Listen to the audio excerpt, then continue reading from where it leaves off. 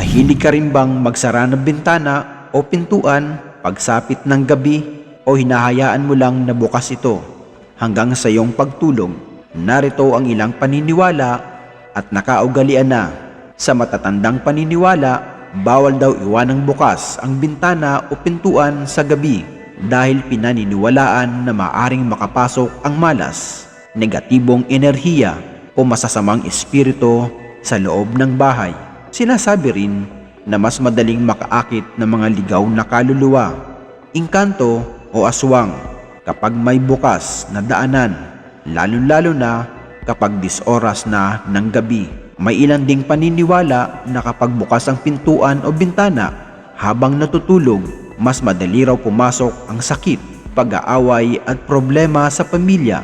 Kaya naman noon pa man, nakasanayan na ng matatanda na isara agad ang mga ito bago matulog bilang proteksyon sa tahanan. Pero bukod sa pamahiin, may practical ding dahilan kung bakit hindi magandang iwanang bukas ang pintuan o bintana sa gabi. Mas madaling pasukin ng lamok, insekto, daga o iba pang hayop. Maaari rin itong maging daan para sa mga magnanakaw o masasamang loob. Kapag malamig din ang hangin sa gabi, maaaring magdulot ito ng sipon, ubo o pananakit ng katawan, lalo na sa mga bata at matatanda na.